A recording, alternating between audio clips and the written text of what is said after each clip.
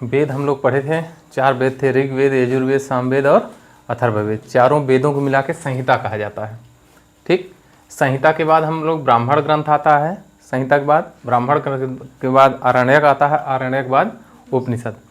इन सब में वैदिक समाज जो था, वैदिक कालीन समाज था, समाज और संस्कृति का जानकारी हमको प्राप्त होती है। ठीक है। अब ब्राह्मण ग्रंथ, संहिता हम लोग पढ़ चुके हैं, चारों वेद, उसके बाद पढ़ेंगे क्या, ब्राह्मण ग्रंथ।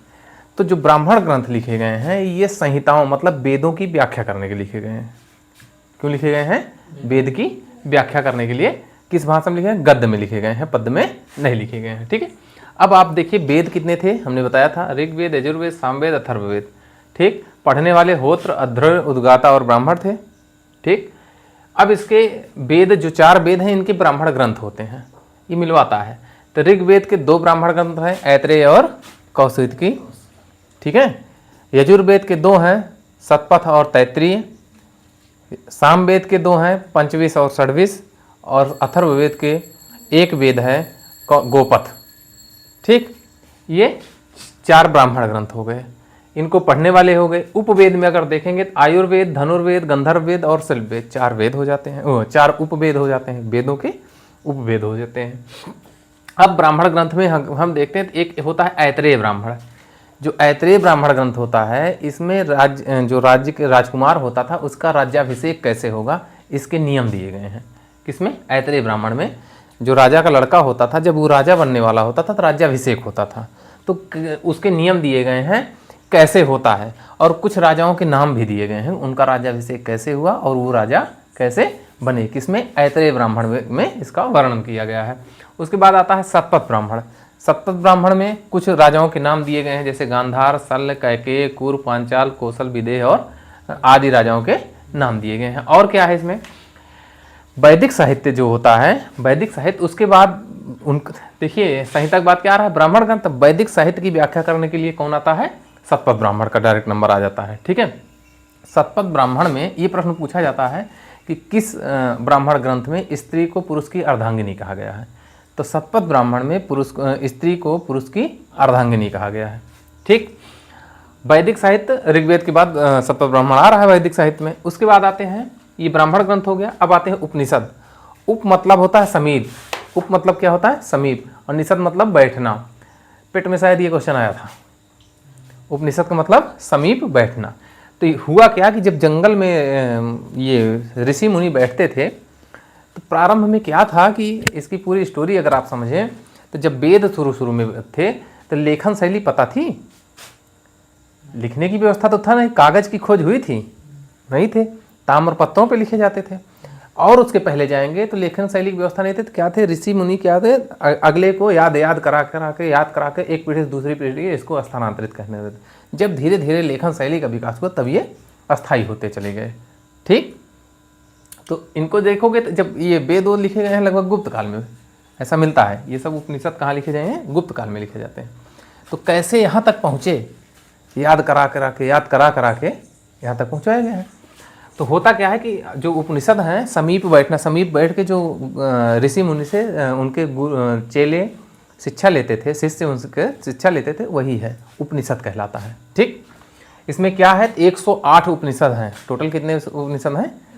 उसमें से 13 मूलभूत उपनिषद हैं। उसमें से 108 में 13 मूलभूत उपनिषद हैं। ठीक है। अब उपनिषद में क्या है, तो यज्ञ के नियम जो होते थे उसका वर्णन किया गया है। उपनिषद में किसका वर्णन है? यज्ञ के जो नियम होते हैं उसको, उससे जुड़े दार्शनिक विचार क्या क्या हो सकता है, इसका वर्णन हमारे इसमें उपनिषद में किया गया है। प्रश्न पूछा जाता है कि ब्रह्मा, आत्मा, परमात्मा और शरीर, इन सब का वर्णन कहाँ मिलता है? तो उपनिषदों में मिलता है। प्रीवियस ईयर करिएगा तो उसमें ये क्वेश्चन पूछा जाता है। ठीक। इनका वर्णन सर्वप्रथम कहाँ मिलता है? ब्रह्मा, आत्मा, परमात्मा का वर्णन सबसे पहले कहाँ मिलता है? तो उपनिषदों में मिलता है। ठीक। एक प्रश्न यहाँ से ये उठाता है, PYQ मार के चेक कर लीजिएगा। अब एक यहाँ तक क्या था, स्त्री को पुरुष की अर्धांगिनी कहा गया है। इसका मतलब स्त्री की स्थिति बहुत अच्छी है, लेकिन एक मैत्रेयणी संहिता है, उसमें स्त्री की स्थिति बहुत गिरी हुई बताई गई है। वहाँ पर बताया गया है पुरुषों की 2 कमियाँ होती हैं। कौन सी? तो पहला है जुआ बहुत खेलते हैं, और शराब। और तीसरी उनके साथ साथ तीसरी सबसे बड़ी समस्या उनकी क्या है? स्त्री। ठीक, तो जुआ और शराब की तरह स्त्री को पुरुष का तीसरा दोष बताया गया है। किसमें? मैत्रेयणी संहिता में। किसमें? मैत्रेयणी संहिता में। ठीक है, मैत्रेयणी संहिता। उसके बाद जाबालोपनिषद है, इसमें 4 आश्रमों के वर्णन है। 4 आश्रम कौन कौन से हैं? ब्रह्मचर्य, गृहस्थ, वानप्रस्थ और संन्यास। ब्रह्मचर्य, गृहस्थ, वानप्रस्थ और संन्यास। ब्रह्मचर्य, गृहस्थ, वानप्रस्थ और संन्यास, ये 4 आश्रम हमारे यहाँ बताए गए हैं। ठीक है, कैसे होता है? तो प्रारंभ में जब हम लोग का जीवन शुरू होता है तो हम लोग ब्रह्मचर्य का पालन करें। उसके बाद शादी के बाद कहाँ पहुँचे? गृहस्थ में पहुँचे। और कुछ लोग, ठीक है, उसके बाद बच्चों के लिए प्रॉपर्टी का मामला। अंत में वृद्धावस्था में हमको क्या करना चाहिए? संन्यास धारण कर लेना चाहिए। देखिए जितने वृद्ध लोग होते हैं वो राम भगवान का नाम जपते हुए बैठे रहते हैं, है ना। ये हमारे जीवन के 4 संन्यास हैं। अब सबसे प्राचीन और प्रमाणिक स्मृति देखेंगे तो वो है मनुस्मृति। सबसे प्राचीन और प्रमाणिक स्मृति कौन सी है? मनुस्मृति को माना गया है। ठीक है, अगर बात करें मनुस्मृति कहाँ से संबंधित है? शुंग काल जानते हैं? शुंग काल, मौर्य साम्राज्य के विघटन के बाद 4 वंशों बने थे सिंह, ठीक, शुंग, कण्व, सातवाहन दक्षिण भारत में। तो शुंग वंश से संबंधित है ये अपना मनुस्मृति। ठीक, अगला आते हैं नारद स्मृति। नारद स्मृति की जानकारी से हमको क्या मिलता है? गुप्त काल की जानकारी प्राप्त होती है। गुप्तों का उदय कैसे हुआ, इनका शासन कैसे चला, ये कहाँ मिलती है? नारद स्मृति जानकारी मिलती है। ठीक, उपनिषदों को हम वेदांत कहते हैं, क्योंकि देखो वेदों के बाद, वेदों के अंत के रूप में इसको जोड़ा गया है, तो इसको वेदांत भी कहा जाता है। ठीक, इसके बाद वेदांग है। वेदों के अंग 6 अंग माने गए हैं। वेद के कितने अंग माने गए हैं? ठीक है, शिक्षा, कल्प, व्याकरण, निरुक्ति, छंद और ज्योतिष। शिक्षा याद कर लीजिएगा, पूछा जाता है। शिक्षा, कल्प, व्याकरण, निरुक्त, छंद और ज्योतिष, ये 6 होते हैं। तो वेदांग हमारे कितने हैं? 6 हैं। ये गद्य सूत्र में लिखे गए हैं, मतलब गद्य भाषा में लिखे गए हैं। ठीक, पहला देखते हैं शिक्षा। तो शिक्षा क्या होता है? वेदों का उच्चारण सही सही कैसे करें। ठीक, वेदों का उच्चारण सही सही कैसे करें। और कोई उच्चारण कर रहा है तो उसको सही से सुनोगे तभी कर सकते हो। तो कहाँ से सुनोगे? कान से।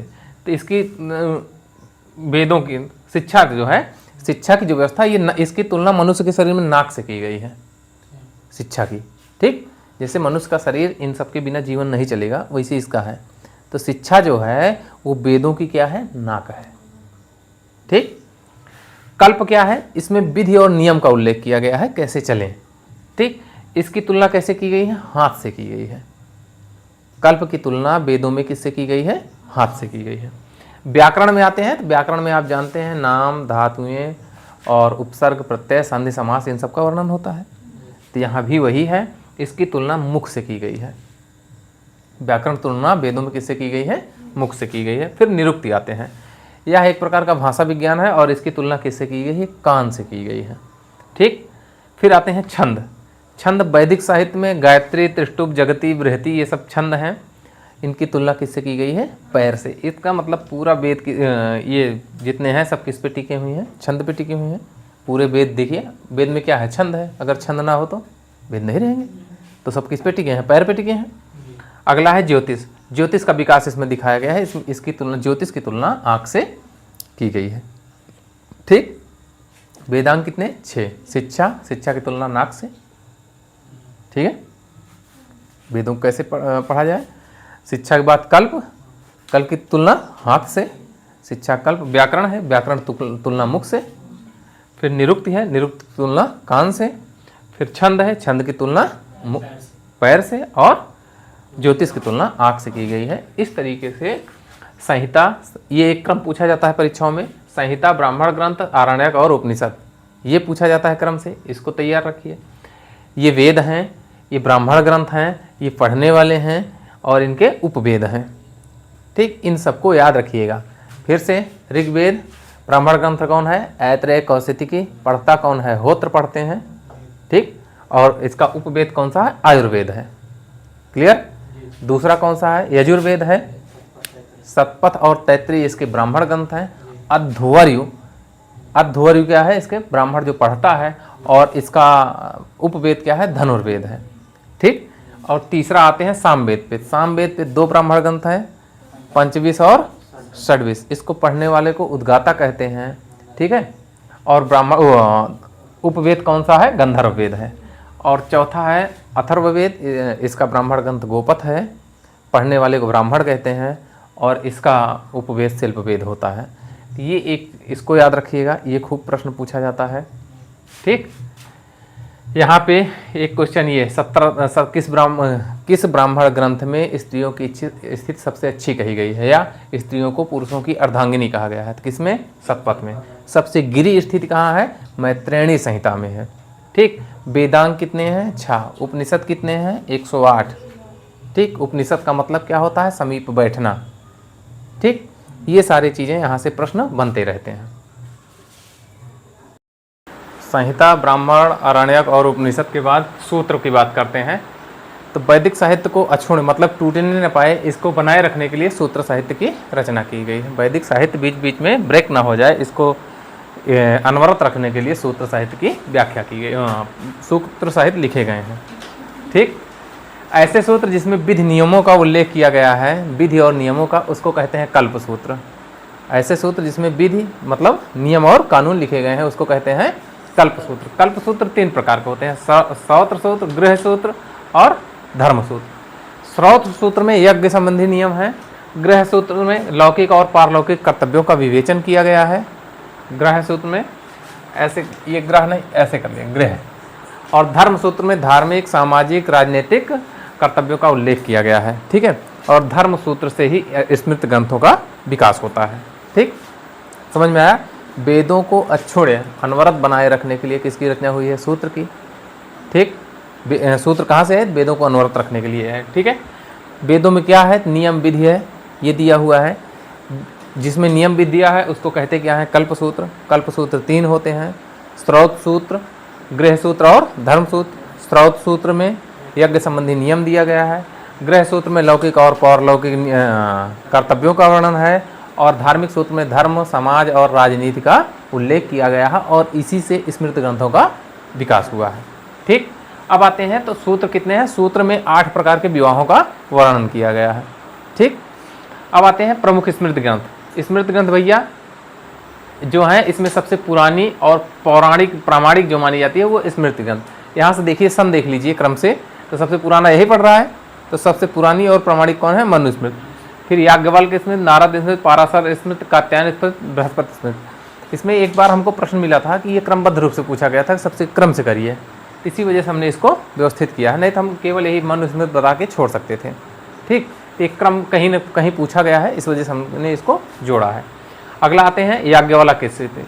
याज्ञवल्क्य जो स्मृति है, इस पर विभिन्न लोगों ने अपने अपने विचार रखे हैं, जिसको टीका कहा जाता है। ठीक। विभिन्न टीकाकार हैं। विश्वरूप हैं, विज्ञानेश्वर हैं, इनकी किताब है मिताक्षरा, और अपरार्क हैं। 3 लोग हैं, विश्वरूप, विज्ञानेश्वर और अपरार्क। इन्होंने क्या लिखा है? स्मृत ग्रंथों पर, याज्ञवल्क्य स्मृति पर टीका लिखा है। ठीक। व्याकरण ग्रंथों में सबसे पुराना पाणिनि का अष्टाध्यायी है। ठीक है। व्याकरण ग्रंथ में सबसे पुराना कौन सा है? पाणिनि का अष्टाध्यायी। अब जो होता है महाकाव्य देखते हैं। महाकाव्य हमारे यहाँ 2 हैं, एक महाभारत है, दूसरा रामायण है। इसकी रचना 400 ईसा पूर्व हुई है, इसकी 500 ईस्वी सदी की है। ठीक। अगर महाभारत की रचयिता देखें तो इसके हैं महर्षि कृष्ण द्वैपायन वेद व्यास। सिंपल में वेद व्यास हैं। ठीक। वेद व्यास हैं। श्लोक देखिए तो जब रामायण महाभारत प्रारंभ में लिखी गई कितने सही छंद थे, कितने श्लोक थे? 8800। तब इसको कहा जाता था जय संहिता। जब 8800 श्लोक थे तब कहा जाता था जय संहिता। जब 2400 श्लोक हो गए तो हो गए कितने? भारत इसका नाम का है। क्यों? क्योंकि भरत वंश से संबंधित था। ठीक। भारत कहा जाने लगा। और जब 1 लाख हो गए तो एक में शतसहस्त्र मतलब 1 लाख होता है। शतसहस्त्र मतलब 1 लाख संहिता, और इसी को दूसरी भाषा में महाभारत कहा जाने लगा। पॉइंट क्लियर है? तो ये खूब पूछा जाता है, जय संहिता किसे कहते हैं। ठीक। तो महाभारत को जय संहिता भी कहा जाता है, भारत भी कहा जाता है, शतसहस्त्र संहिता भी कहा जाता है, और महाभारत भी कहा जाता है। मूल कथा अगर आप इसकी देखेंगे तो कौरव और पांडव के युद्ध की है। महाभारत में किसका वर्णन है? कौरव और पांडव के युद्ध का है। ये युद्ध 18 दिन चला था, तो एक दिन का एक पर्व बनाए हैं तो टोटल 18 पर्व होते हैं। इनमें जो सबसे महत्वपूर्ण है वो भीष्म पर्व है।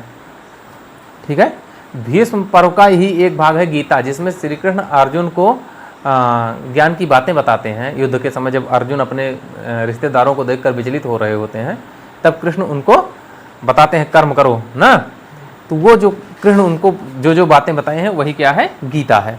तो किसका भाग है? छठे पर्व का भाग है, भीष्म पर्व के अंतर्गत आता है। ठीक, गीता हो गया। सर्वप्रथम अवतारवाद, उन्होंने कहा कि अगले अवतार में क्या बनेंगे आप? अवतारवाद का वर्णन सबसे पहले कहाँ मिलता है? भीष्म पर्व में ही मिलता है। ठीक, भीष्म पर्व में कर्म, भक्ति, अपना कर्म करिए, भक्ति रखिए और ज्ञान, इन सब का उल्लेख कहाँ किया गया है? ठीक, तो गीता इसी वजह से महत्वपूर्ण है क्योंकि श्री कृष्ण जी ने अर्जुन को जो जो ज्ञान की बातें बताई थी वही सब गीता में लिखी गई हैं। ये हुआ कौन सा? महाभारत। अब रामायण पे आते हैं। इसकी इसकी रचना किसने की? वाल्मीकि ने की। कब की? 5वीं सदी ईसा पूर्व की बात हो रही है, पहले हुई है। ठीक है, प्रारंभ में इसमें 6000 श्लोक थे, अब 24,000 हो गए हैं। ठीक, इसमें हिंदू यवन और शकों के मध्य संघर्ष का वर्णन है। हिंदू, यवन और शक के मध्य संघर्ष का वर्णन है। टोटल 7 कांड है। सबसे छोटा किष्किंधा कांड है, बड़ा देख लेंगे सुंदर कांड हो जाएगा। इस तरीके से ये हमारे क्या होते हैं? वेद। ठीक, इसके बाद अब हमारा है साहित्य, अभी पुराण है। इसके बाद पुराण 18 है, रचयिता उसके लोमहर्ष और उनके पुत्र उग्रश्रवा हैं। हम लोग आज यहीं पे रोकते हैं, शेष अगले दिन से देखेंगे। ये पूरा मामला समझ में आया? सूत्र क्यों आए? वेदों को अनवरत रखने के लिए आए। सूत्र में जहाँ नियम और कानून का वर्णन है उसको कहते हैं कल्प सूत्र। ठीक, कल्प सूत्र 3, स्रोत, गृह और धर्म। ठीक है, 3 हुए। स्रोत में यज्ञ संबंधी नियम है। इसमें लौकिक मतलब ये जो धरती का जीवन है, पारलौकिक मतलब जो अदर का है वो, उसका वर्णन है। कर्तव्यों को विवेचन किया है। इसमें धर्म, समाज, राजनीति का वर्णन है। इसी से स्मृति ग्रंथ विकसित हुए हैं। स्मृति ग्रंथ देखेंगे तो यहाँ पे है सबसे प्राचीन मनुस्मृति है, प्राचीन और प्रमाणिक। याज्ञवल्क्य स्वीकृत, कुछ लोगों ने टीका लिखा है। कौन है? विश्वरूप हैं, विज्ञानेश्वर हैं और अपरार्क हैं। ठीक, व्याकरण ग्रंथों में सबसे पुराना पाणिनि का अष्टाध्यायी है। 2 महाकाव्य हैं, रामायण और महाभारत, और इन सब के बारे में ये वर्णन किया गया है। ठीक।